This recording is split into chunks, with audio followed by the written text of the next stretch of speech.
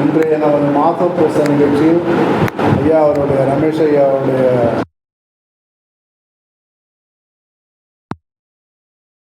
அடுத்து ஒரு 20 நிமிடம் ஐயா நடராஜன் ஐயா அவர் நம்ம தியானத்தை பற்றி சில சொற்பொழிவு சொல்லணும்னு நினைக்கிறேன்.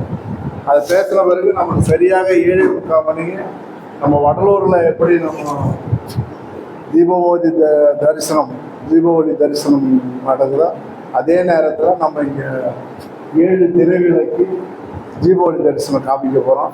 சரியான நேரத்தில் சரியான முறையில் செயல்படுறாங்க ஐயா. அதுக்கப்புறம் நீங்கள் கண்டினியூ பண்ணலாம். சரிங்க. அந்த ஜோதி முடிச்ச 45 அதுக்கப்புறம் நீங்கள் பேசிட்டே இருக்கலாம். சரி 8 மணி வரைக்கும். சரிங்க. ஆனால் அந்த நேரத்துக்கு நம்ம கடந்துடக்கூடாது. 45 ஆரம்பிச்சிடுங்களா? சரிங்க. வேற ஒன்றும் சரிங்க. வணக்கம்மா. அருட்பெரும்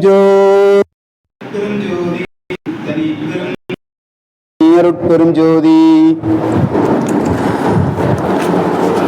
நம்ம எல்லாருமே தியான பயிற்சி பண்ணிட்டு இருக்கோம். அந்த தியான பயிற்சி பற்றி ஒரு சின்ன புரிதல் தான்.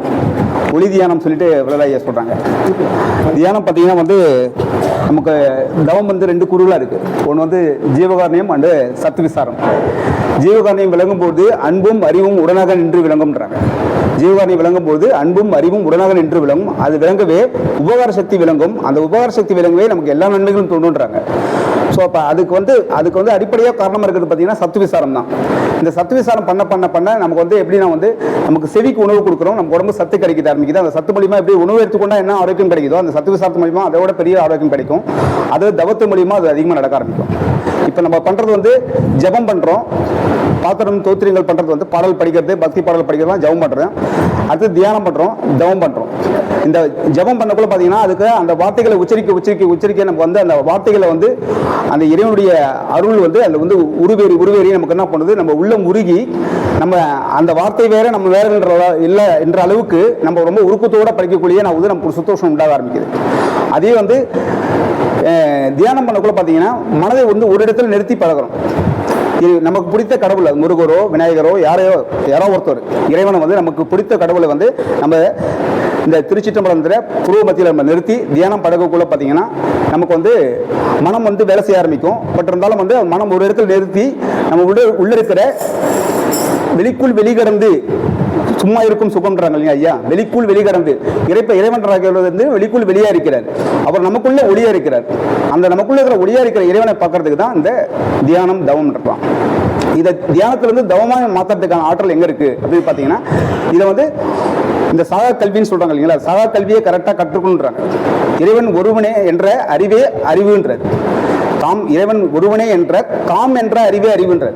அப்ப இறைவன் வேறு நாம் வேறு என்ற நினைவு இல்லாமல் எல்லா உயிர்களிலும் இறைவன் இருக்கிறார், நம்ம உயிரிலும் இறைவன் இருக்கிறார் அப்படின்ற அந்த ஒருமையுடன் ஒரு உள்ள முறுக்கத்துடன் நம்ம சிற்றபையில் நம்ம மனதை நிறுத்தி தியானம் பழகி வர நமக்குள்ள நிறைய அனுபவங்கள் ஏற்படும். அந்த அனுபவங்கள் தான் இறைவன்றாங்க. அதான் சாகா கல்வின்றார்.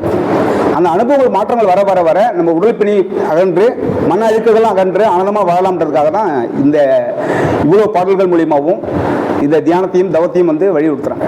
அவர் பெற்ற அனுபவங்கள் எல்லாமே நம்மளும் பெறணுன்றதுக்காக தான் ஐயா கொடுத்துருக்காங்க. இது அவர் வள்ளலாருக்கு மட்டும் இந்த அனுபவம் கிடையாது, மக்கள் அனைவருக்கும் அந்த அனுபவம் சாத்தியம். அது எந்த விதத்திலையுமே அதனால சத்தியம் என்ற வார்த்தைகளை பயன்படுத்துறாங்க. அடிக்கடி அது சத்தியம் சொல்கிறேன்ற வார்த்தையை ஏன் பயன்படுத்துறாங்கன்னா நம்ம எல்லாருக்குமே அது 100% 200% அதில் கண்டிப்பாக இருக்குன்றதுல எல்லா அளவும் மாற்றம் கிடையாது. அதை ஒவ்வொரு பாடலையுமே நிறைய இடத்த சொல்றாங்க.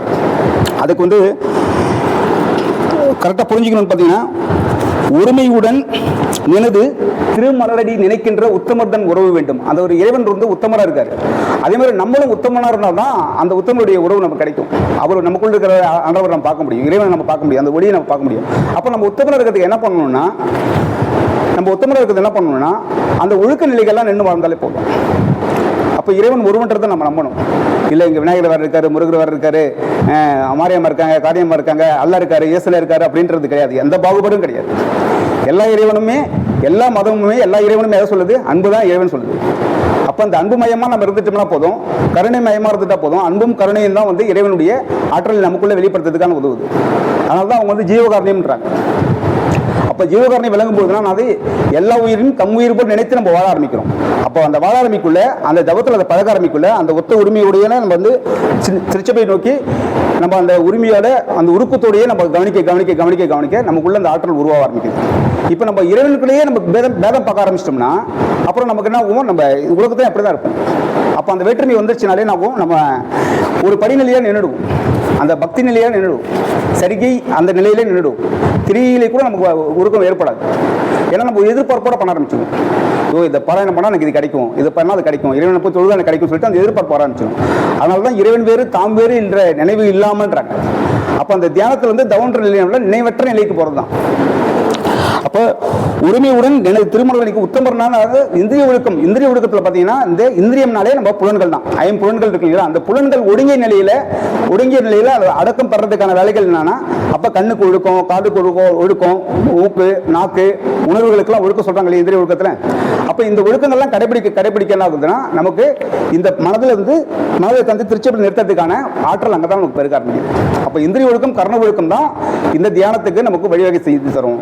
இப்போ இந்திரிய ஒழுக்கம் கர்ண ஒழுக்கம் நம்ம சபையில் கொடுத்த நூல் தான் இது. இந்திரிய ஒழுக்கம் பார்த்தீங்கன்னா 21 ஒழுக்கங்கள் கொடுத்துருக்காங்க. அந்த 21 ஒழுக்கங்களையே நம்ம வந்து கடைபிடிக்க இந்த பொருள் வந்து என்ன பண்ணுது, நமக்கு வந்து இந்த கர்ண ஒழுக்கத்துக்கு நம்ம தயார்படுத்திது. சப்போஸ் அந்த ஒழுக்கங்கள் கடைபிடித்து ரொம்ப கஷ்டமா இருக்குன்னா இந்த கர்ண ஒழுக்கத்தில் மனதை திருச்சபைக்கு நிறுத்தி நம்ம தியானம் பண்ணனாவும் அந்த மனம் ஒடுங்கிய நிலையில நமக்குள்ள அருள் உண்டாகி இந்திரிய ஒழுக்கத்துக்கும் நம்ம சப்போர்ட் பண்ண ஆரம்பிச்சோம். இந்த ரெண்டுமே கடைபிடிக்க ஆரம்பிச்சாதான் இந்த சத்விசாரம் ஜீவகாரணையும் நமக்கு வந்து விளங்க ஆரம்பிக்கும், அதோடைய நன்மைகள் கிடைக்க ஆரம்பிக்கும். அப்படி இல்லைன்னா அந்த பயணத்தில் மட்டும்தான் இருப்போம்னாச்சும் அதுக்கான பலன் கிடைக்காமலே போயிடும். ஜஸ்ட் ஒரு இங்கிலீஷ் மெடிசன் மாதிரி எடுத்துக்கிற மாதிரி இருக்கும், அப்பப்போ எடுத்துக்கிற மாதிரி இருக்கும். பட் அதோட ரெமெடி கிடைக்காது. உடல் அவதிகளும் போகாது, மன அவதிகளும் போகாது. கடைசி வரைக்கும் இந்த அழுக்கிலே இருந்து நம்ம மரணம் வந்துடுமே, நோய் வந்துடுமே, பிரி வந்துடுமே, இது உங்களுக்கு சம்மதமா அப்படின்றாங்க. அப்போ இது எனக்கு சம்மதம் இல்லை, எனக்கு நான் வந்து மரணமில்லா பெருவாழ்லாம் வாழ வந்திருக்கேன்னா அப்போ இதுக்கான வேலைகள் செஞ்சால் மட்டும்தான் பலன் கிடைக்கும். நம்ம வேலை செய்யலைன்னா அதுக்கான கூலி கிடைக்காது. அப்போ அது வேலைகள்ன்றது பிரதான வேலைன்றது வந்து நம்ம தவம் ஈட்டுறதுக்கான வேலைகளும் செய்கிறது தான். அந்த தியானத்திலிருந்து தவத்துக்கான வேலைகள் செய்கிறது தான். 2 பிராணாயாமம் பண்ணிட்டு 5 நிமிஷம் இருக்குது, ஒரே ஒரு பிராணாயாமம் மட்டும் பண்ணுவோம். முடிச்சோடனே நம்ம ஒளி தியானம் முடிச்சுட்டு ஒரு 10 நிமிஷம் தியான பயிற்சி பண்ணிட்டு இந்த கிளாஸ் நிறைவு பண்ணிக்கலாம். இதுக்கப்புறம் எல்லாருக்கும் கண்டிப்பாக சன்மார்க்க நண்பர்களுக்கும் நம்ம ஆன்மீக நண்பர்களுக்கு அத்தனை பேருக்குமே இந்த புரிதல் நல்லாவே இருக்கும். பட் இருந்தாலும் கொஞ்சம் நம்ம நினைவு கூர்ந்துக்கிறோம். எல்லாத்தையும் நம்ம தெரிஞ்ச விஷயத்தை தான் திரும்ப நினைவு கூர்ந்து அந்த பயிற்சி பண்ண போகிறோம். கொஞ்சம் இந்த நாடி சுத்தி பிராணாயாமம்னு சொல்லிட்டு சொல்கிறாங்க. நாடி சுத்தி பிராணாயாமம் பார்த்தீங்கன்னா நம்ம உடம்புல 72,000 நாடி நரம்புகளையும் பியூரிஃபிகேஷன் பண்ணுற ஆற்றல் இருக்குது. ஸோ அந்த பிராணாயாமம் பண்ணுவோம். அது பிராமரி பிராணாயாமம் சொல்கிறோம். அந்த பிராணாயாமம் பண்ணிட்டு நம்ம தியானத்துக்கு போயிடலாம். இந்த அங்கே ஜோதி இருக்கு இல்லைங்களா, ஜோதி தரிசனம் முடிஞ்சதுக்கப்புறம் கூட நம்ம இதே மாதிரி இப்படியே உட்காந்து எல்லாருமே அப்படியே இந்த ஆங்கிலே உட்காந்து அந்த சென்டரில் இருந்து பாருங்க லைட்டு, இதெல்லாம் முடிச்சுட்டு கூட அங்கே வந்து 10 நிமிஷத்துக்கு 5 நிமிஷத்துக்கு ஆகுது அலாம் வைக்கிறோம். அந்த 5 நிமிஷத்துக்கு அப்படி அந்த ஜோதி மட்டுமே நாங்கள் நெட்டுப்புலத்தில் நிறுத்தி கொஞ்ச நேரம் அப்படியே அமைதியாக நடந்து தியான பயிற்சி பண்ணுவோம்.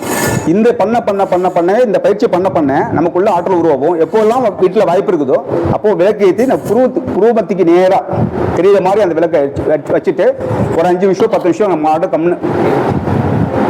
கண்ணா செய்யாமல் அப்படியே பார்க்க ஆரம்பிக்கணும். கண்ணு ஒரு வலிக்கிற மாதிரி இருந்தாலும் நிறுத்தி கிளிக் பண்ணிட்டு திரும்ப அப்படியே பார்க்க ஆரம்பிக்கணும்.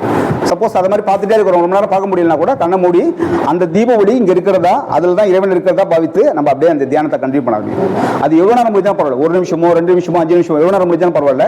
இந்த பயிற்சியை பண்ண நமக்குள்ள வந்து ஒவ்வொரு விஷயங்களும் மாற்றம் உருவாகும். இந்த பயிற்சியை வந்து நம்ம சரியாக பண்ணுறதுக்காக தான் மற்றது எல்லாமே பண்ணிட்டு இருக்கோம். அந்த யோகம்லாம் கொடுத்ததுக்கான விஷயம் என்னன்னா, யோகாவிலே பார்த்தீங்கன்னா 8 படிநிலை சொல்கிறாங்க. ஸோ யாமா, நியமா, ஆசனா, பிராணாயாமா, பிரத்யாகாரா, தாரணா, தியான, சமாதி. ஸோ அங்கேயும் வந்து தியானத்தையும் சமாதி தான் கடைசி வைக்கிறாங்க. சமாதி நிலைன்றது வந்து மனமற்ற நிலையில் ஒடுங்கிய நிலையில் நம்ம வந்து இந்த தவம் பண்றதுக்கான வேலைகள் தான். அப்போ இறைவன் வேறு நம்ம வேறு நினைவிலாரும் நம்ம உட்காந்துருக்கணுன்றதுக்காக தான் இந்த 8 படிநிலைகளையும் கொடுத்துருக்காங்க. அப்போ இது இவ்வளவும் கொடுத்தது எதுக்குன்னா, மனிதன் வந்து தனக்குள்ளேயே இருக்கிற ஆற்றலை உணர்ந்து அவனுக்குள்ள இருக்கிற அத்தனை பிரச்சனைகளையுமே தவிர்த்து ஆனந்தமாக வாழ்றதுக்காக தான் கொடுத்துருக்காங்க. அதை நம்ம உணர்ந்து எல்லாருமே பயிற்சி பண்ணலான்றதை சொல்லிக்கிறேன்.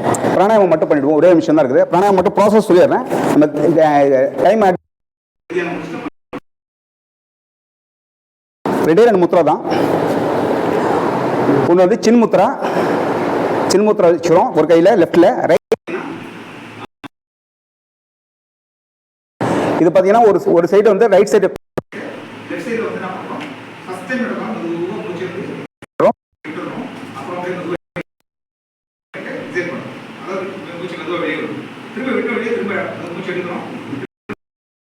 இந்த மூச்சு எடுக்கிறதுக்கும் விடுறதுக்கும் பார்த்தீங்கன்னா 1:2ன்ற ரேஷியோ தான்.